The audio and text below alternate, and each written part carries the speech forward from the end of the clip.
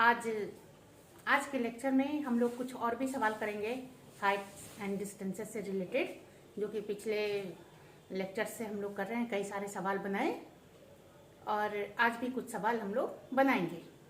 तो आज का पहला सवाल है, ये देखिए, a man standing on the deck of a ship. एक शिप है, शिप का डेक है, मतलब कि शिप पर जो प्लेटफॉर्म होता है जहां लोग खड़े होते हैं वो, which is 10 metre above the water level.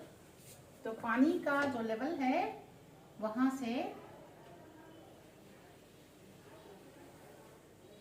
10 metre ऊंचा है।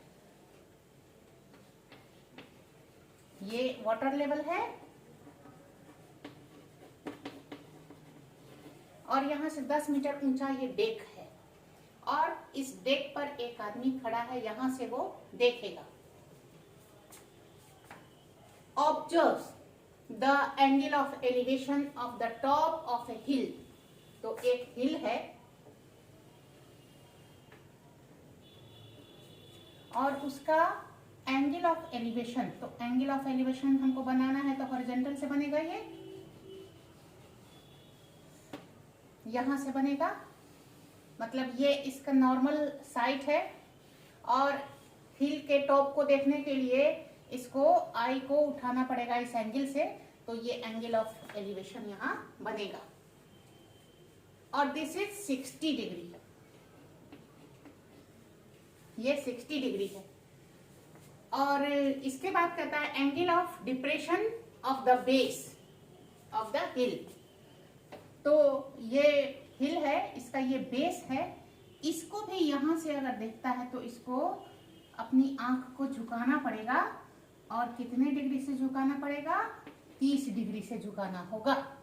तो angle of elevation top of hill is 60 degree, और angle of depression of the base of the hill is 30 degree. ये है।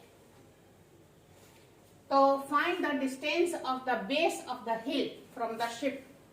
तो शिप है, यहाँ डेक पर ये खड़ा है, तो यहां से ये जो हिल है इसके फुट का डिस्टेंस, मतलब ये डिस्टेंस हमको निकालना है, यहां से यहां तक का डिस्टेंस हमको निकालना है।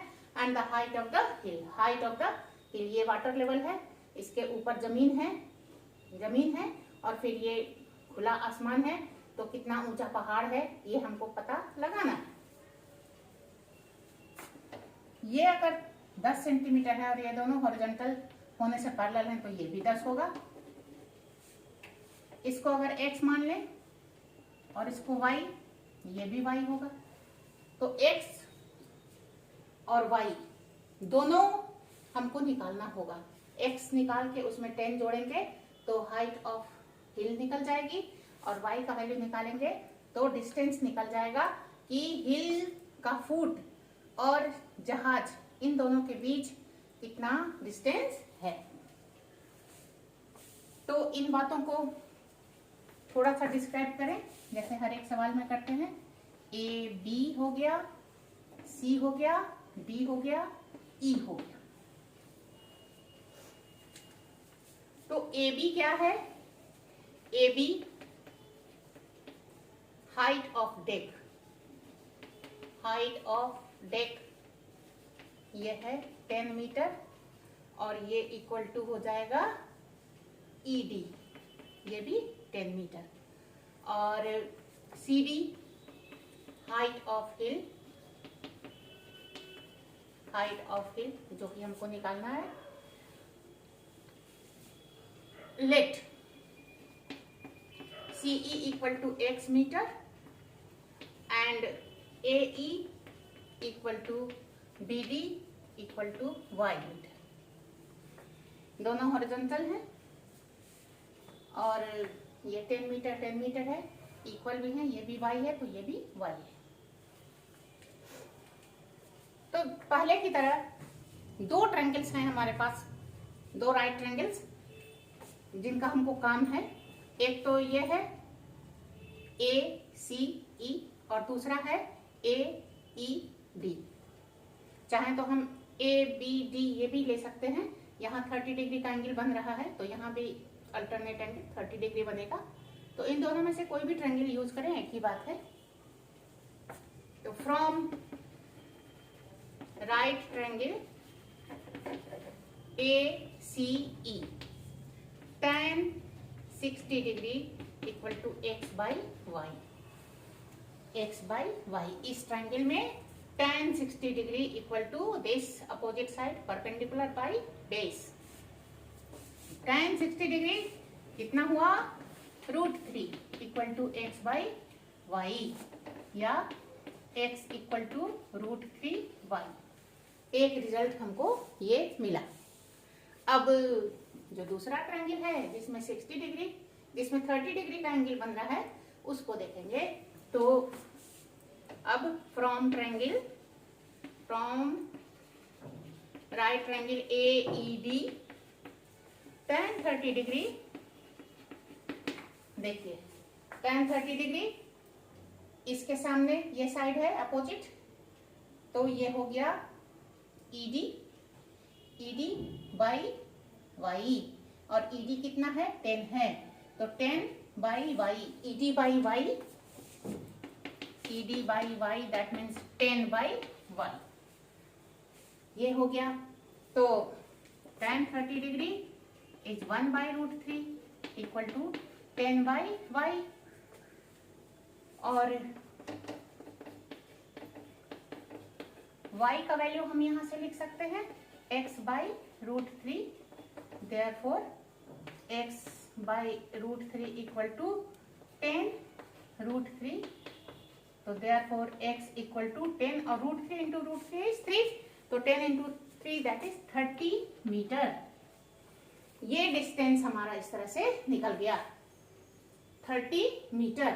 और जब हम इसमें ये जोड़ देंगे ED, तो हाइट ऑफ हिल, याद रखिए हाइट ऑफ हिल इतना नहीं है बल्कि यहां से यहां तक है, तो हमको इसमें 10 ऐड करना पड़ेगा। तो therefore height of hill equal to CE plus ED, तो ये हो गया 30 और ये हो गया 10, दैट इज 40 मीटर। ये इसके हिल की हाइट निकल गई। और अब हमको ये डिस्टेंस निकालना है y, तो y निकाल सकते हैं, y हमारा जो है ये कितना है, तो y का वैल्यू यहाँ x का वैल्यू रख देंगे तो y का वैल्यू निकल जाएगा। तो y will B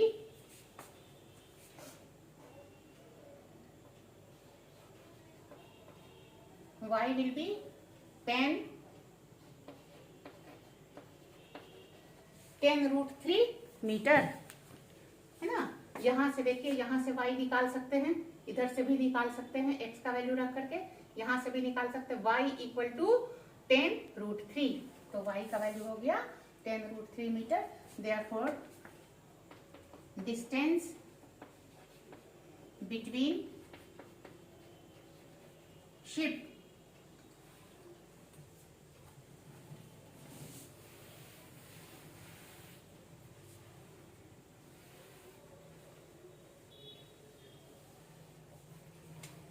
distance between the ship and foot of hill equal to 10 √3 metre. तो एक रिजल्ट हमारा ये निकल गया और एक रिजल्ट हमारा ये निकल गया। तो इस तरह से y का भी वैल्यू हमको पता और x का वैल्यू निकाल करके ये पूरा जो हाइट के लिए एक्सप्रेशन है, हाइट का मेजरमेंट है, ये भी हम निकाल सकते हैं इस तरह से। तो फिर पहले की तरह आपने देखा कि काम हमको एक ही करना है, दो ट्रायंगल हमारे पास हैं, दोनों ट्रायंगल्स को हमें यूज करना है प्रॉपर्ली, और इस तरह से सवाल ये सब बनते हैं।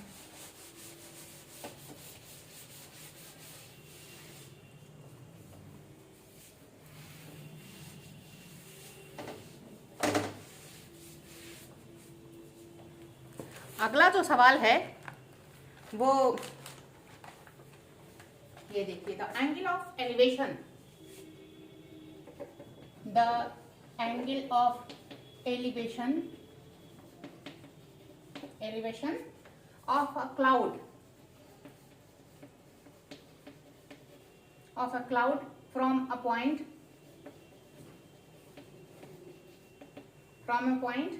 60 meter above, 60 meter above the surface of the water of a lake is 30 degree, and the angle of depression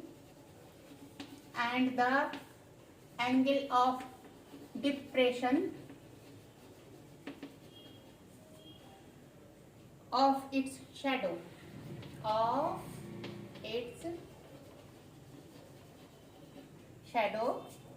in water of lake या in the lake is 60 degree. Find the height of the cloud. Find the height of the cloud from the surface of water. From the surface of water. ये है सवाल। देखिए the angle of elevation of a cloud, बादल है, उसको देखा जा रहा है कहां से? From a point 60 metre above the surface of the water, 60 metre above, from the surface of the water of a lake. पहले तो एक लेक बनाइए, ये वाटर का लेवल है और इसके नीचे पानी है, लेक है।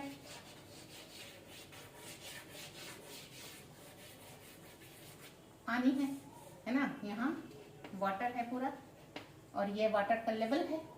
यहाँ से 60 मीटर हाई, यहाँ पर से एक पॉइंट है जो कि 60 मीटर ऊंचा है। यहाँ से एक बादल को देखा गया, यहाँ बादल है, बादल को देखा गया तो एंगल कितना बना? 30 डिग्री का बना। ये एंगल 30 डिग्री का बना। बादल ऊंचा है तो उसको देखने के लिए ये आंख को हमको ऊपर करना पड़ेगा, तो कितने डिग्री से ऊंचा करना पड़ा? 30 डिग्री से, है ना।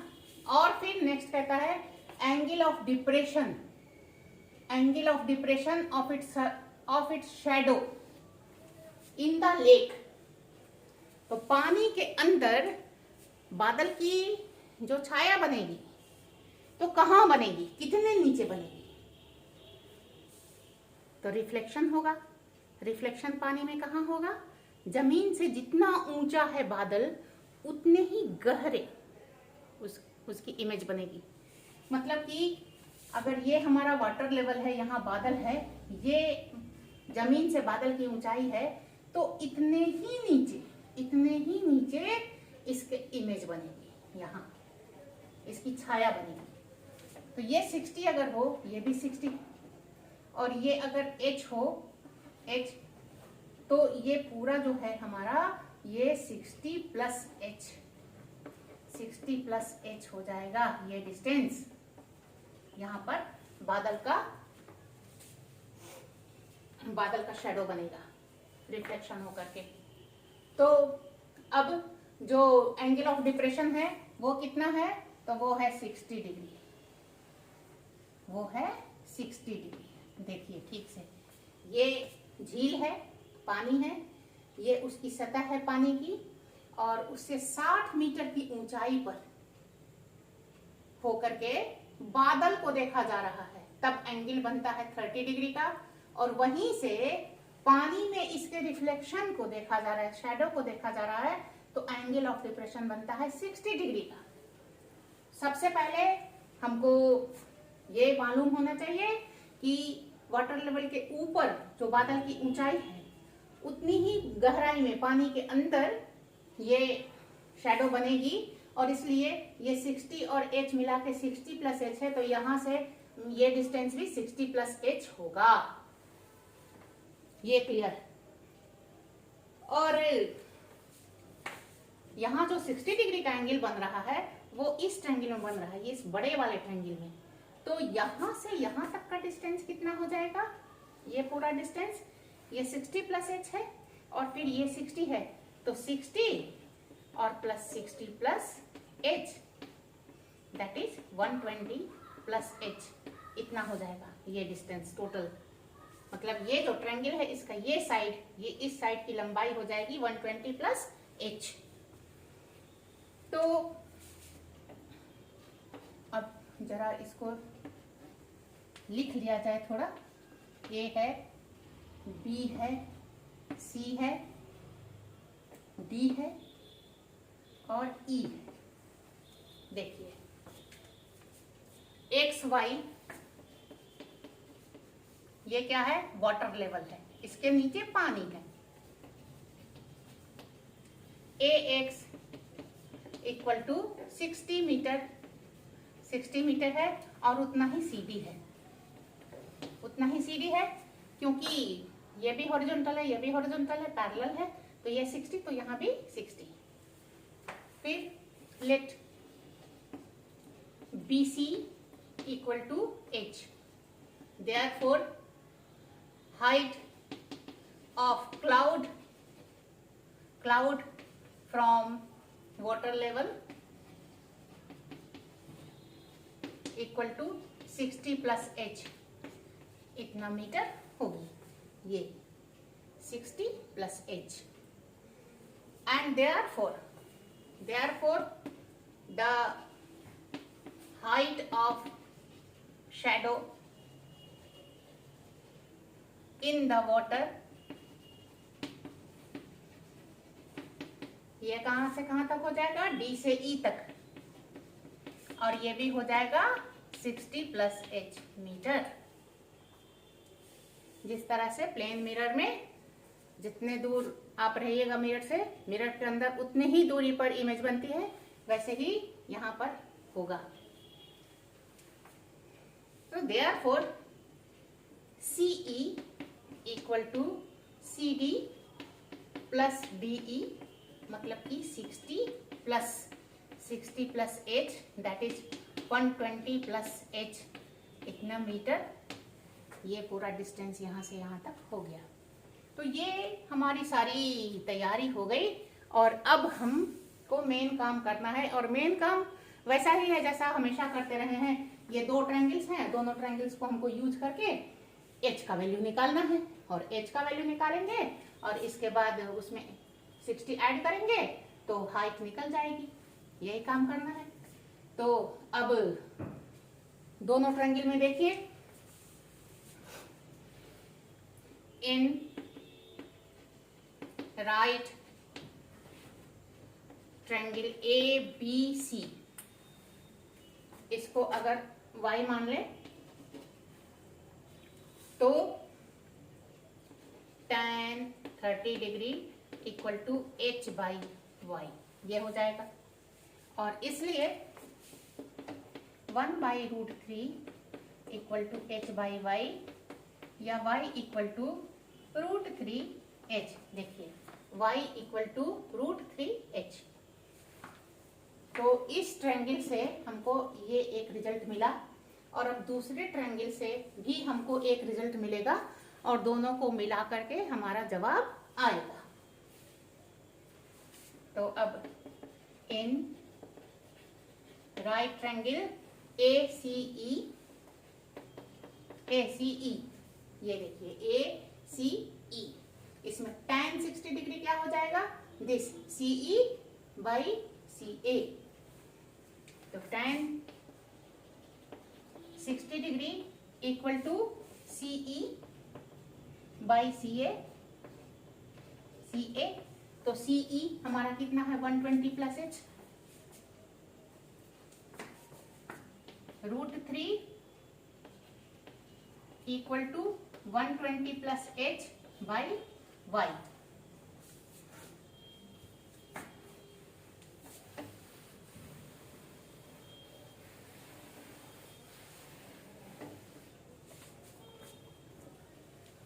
देयरफॉर यहां से y के लिए हमको क्या एक्सप्रेशन मिलेगा, √3y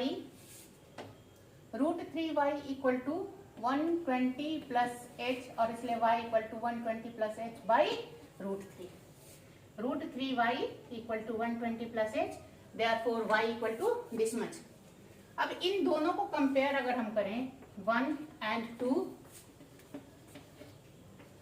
तो बाई 1 एंड 2, ये भी y का वैल्यू है और ये भी y का वैल्यू है, तो बोथ आर इक्वल.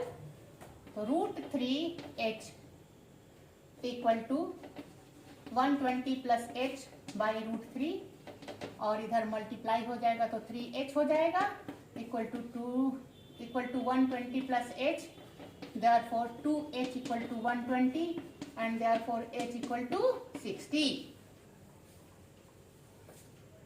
ये जो लंबाई है ये कितनी आ गई, 60 मीटर. और जब हम इसमें इसको ऐड कर देंगे तो पूरा बादल की ऊंचाई हमको मिल जाएगी. तो therefore height of cloud equal to h plus 60, that means 60 plus 60, that is 120 meter. 120 meter ये हमारा फाइनल आंसर हो गया. तो पहले चाहे जो भी हमको सजावट करनी पड़ी हो और जो भी बताना पड़ा हो, लेकिन जो मेन वर्क है वो एकदम आइडेंटिकल है. इसके बाद एक और भी सवाल है, देखिए.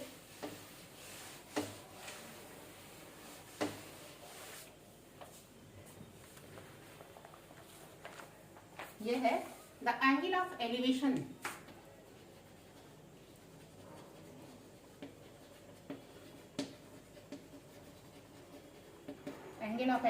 of an aeroplane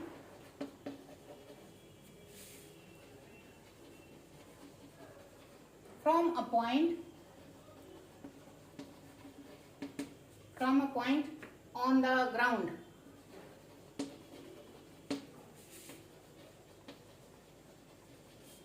ground is 60 degree. After a flight of 15 seconds, the angle changes to 30 degree. If the aeroplane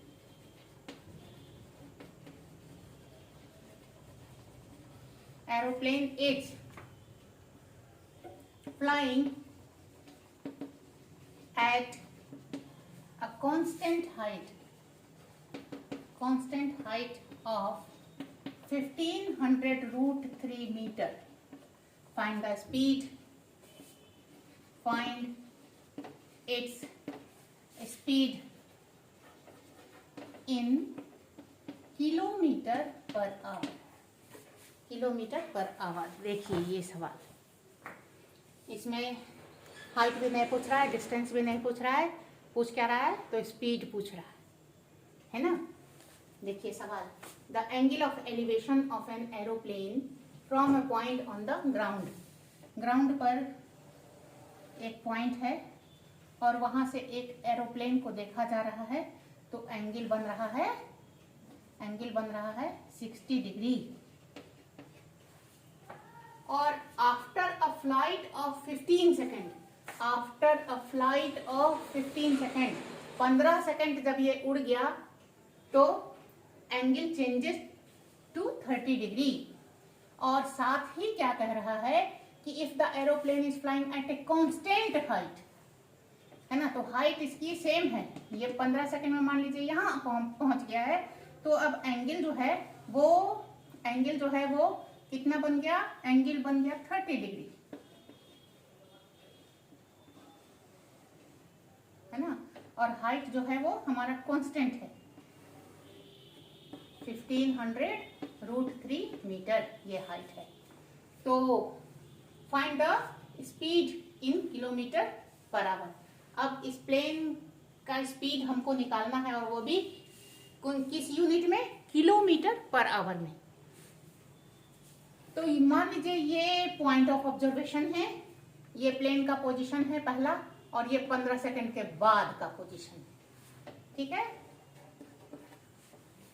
तो हम लोग अब आगे चलें, फिर कहानी लिखें और फिर ट्रायंगल खोजें और फिर अपना काम उसी तरह से आगे बढ़ाएं। ओ पॉइंट ऑफ ऑब्जर्वेशन है, ठीक है, और A initial position of plane, और बी क्या है, position of plane after 15 seconds, ये है। इसके बाद हाइट कांस्टेंट है, given AC equal to BD equal to 1500√3 meter. Speed निकालने के लिए हमको डिस्टेंस और टाइम दोनों की जरूरत पड़ती है। तो स्पीड बराबर डिस्टेंस बाय टाइम, ये होता है। तो स्पीड निकालने के लिए डिस्टेंस की जरूरत है, टाइम की जरूरत है। टाइम हमको मालूम है कि 15 सेकंड, लेकिन डिस्टेंस हमको नहीं मालूम है कि यहां से यहां तक जाने में ये हॉरिजॉन्टली कितना डिस्टेंस इसने ट्रेवल किया है। अगर ये डिस्टेंस हम निकाल लें तो इसके बाद हम स्पीड भी निकाल सकते हैं। स्पीड जो है वो मीटर पर सेकंड में निकलेगी, और फिर उसको हम किलोमीटर पर आवर में चेंज करेंगे। तो देखिए, दोनों ट्रायंगल जो हमारे पास हैं वो है 60 डिग्री का और 30 डिग्री का। तो O से C तक ये देखिए, ये है जहां पर कि 60 डिग्री का एंगल बन रहा है, और O से लेके D तक ये है जो जिसमें कि 30 डिग्री का एंगल बन रहा है। तो इसको अगर हम x मान लें और इसको अगर हम y मान लें, C से D तक y मान लें, तो late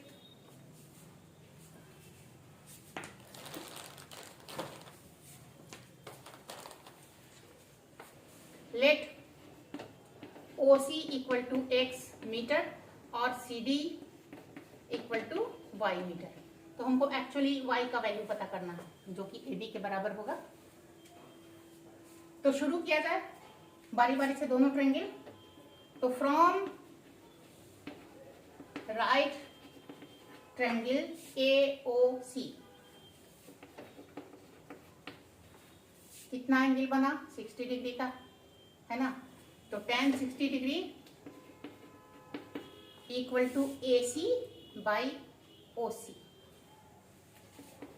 AC by OC 60 degree है तो इसके अपोजिट ये परपेंडिकुलर और ये बेस।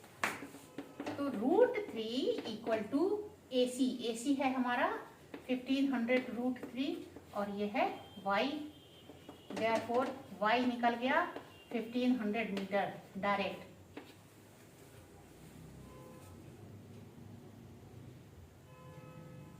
OC सॉरी ये दिस इज x, तो x निकल गया हमारा 1500 meter. This distance is 1500 meter, ये निकल गया। अब हमको y निकालना है। y के लिए अब ये दूसरा ट्रायंगल है, उसमें x भी आएगा, तो x का वैल्यू रखेंगे, y का निकल जाएगा। तो फ्रॉम राइट ट्रायंगल BOD जिसमें 30 डिग्री का एंगल बन रहा है, तो उसमें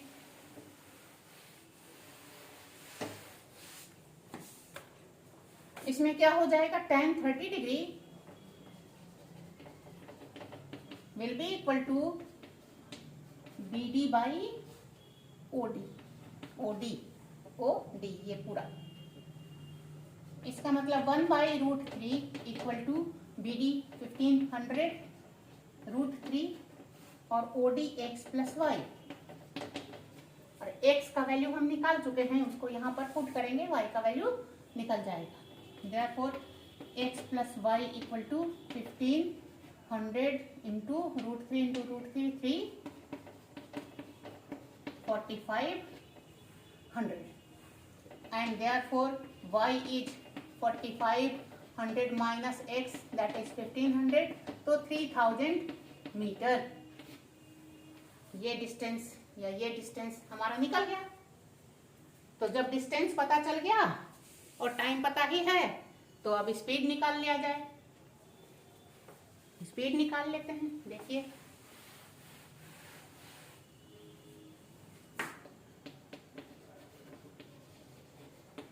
डिस्टेंस 3000 मीटर और टाइम 15 सेकेंड, तो ये हो गया 200 मीटर पर सेकेंड। 200 मीटर पर सेकेंड ये इसकी स्पीड निकल गई। लेकिन हमको जवाब मीटर पर सेकेंड में नहीं देना है, हमको जवाब देना है किलोमीटर पर आवर में। तो अब हम इसको बदलेंगे, मीटर को किलोमीटर में और सेकेंड को आवर में। मीटर को किलोमीटर में बदलने के लिए 1000 से डिवाइड करते हैं और सेकेंड को आवर में बदलने के लिए 3600 से डिवाइड करते हैं। तो इसलिए अब ये हो जाएगा 200 और यहाँ हो गया 1000 और यहाँ हो गया 1600।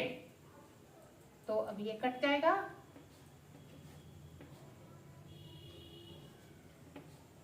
फाइव और इधर 18। तो इस तरह से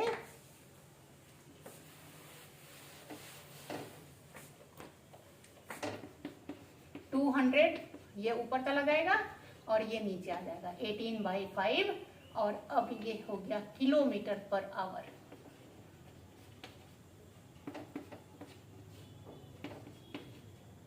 तो 720 किलोमीटर पर आवर ये स्पीड 1 घंटे में 720 किलोमीटर की दूरी तय करेगा। तो इस तरह से आपने कई सारे सवाल देखे हैं और अब तक आप समझ गए होंगे ठीक से कि किस तरह से इनको सॉल्व किया जा सकता है। कोई परेशानी नहीं होती है, आसानी से आप कमांड कर सकते हैं। तो प्रैक्टिस कीजिएगा इन सवालों की और इस तरह के और भी सवाल बनाएं तो और भी अच्छा है। और अब ये चैप्टर यहाँ ख़त्म होता है। अगले चैप्टर में हम लोग टेंजेंट्स के बारे में पढ़ेंगे। टाटा।